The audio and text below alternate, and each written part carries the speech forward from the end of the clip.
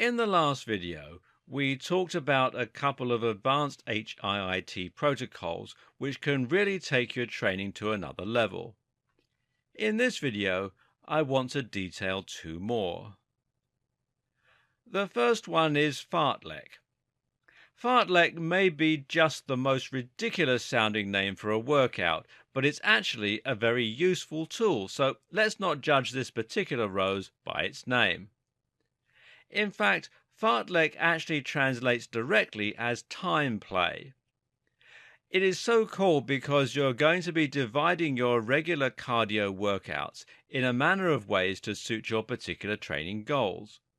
This way, you can combine steady-state cardio with interval training and build towards a variety of different objectives at once. To explain it simply, fartlek merely means that you can choose between how you want to divide your time between sprinting, jogging, walking, and everything else in between. And it doesn't just have to be time that is the deciding factor here either. You can just as easily train so you switch speeds depending on the distance, or so that you watch your heart rate. For example, a great way to improve your recovery times is to sprint for 1 minute and then jog gradually until your heart rate reaches 70% of your MHR again. When that happens, you increase your speed once more and then go slow until it's back at 70%. Another interesting challenge is to introduce more outside factors to make things more exciting and less predictable. For instance, keep an eye on the street lamps that you're passing. Each time you go past one, change your speed until the next one. You might sprint, jog, walk, sprint, jog, walk, or find another way to switch things up.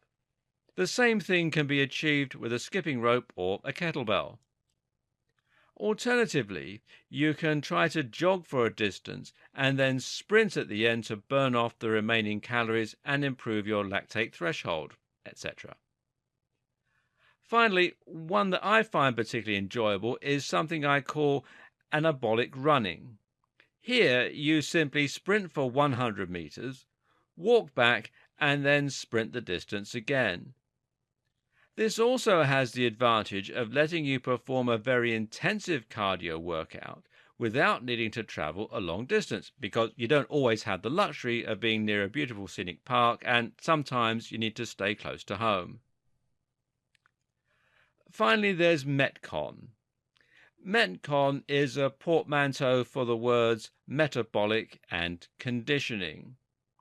As this might suggest, Metcon is a form of workout designed specifically with the goal of helping you to strengthen your metabolism in order to improve your energy efficiency, resting metabolic rate, and generally your ability to turn food into usable energy.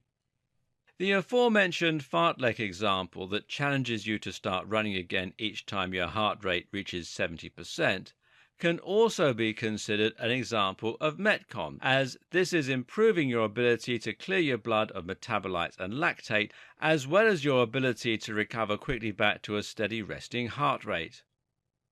This is a good example of Metcon as well as a form of zone training.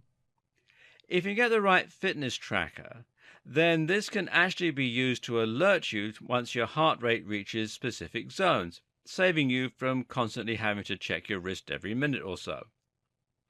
More often, though, the term Metcon is used to describe short, focused bursts of high-intensity activity with a minimum amount of rest in between.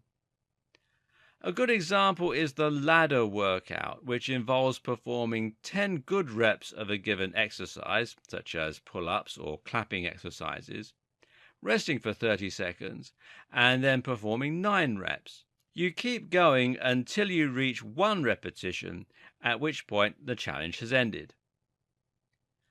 The circuit routines we'll look at in the next video can also be considered examples of Metcons.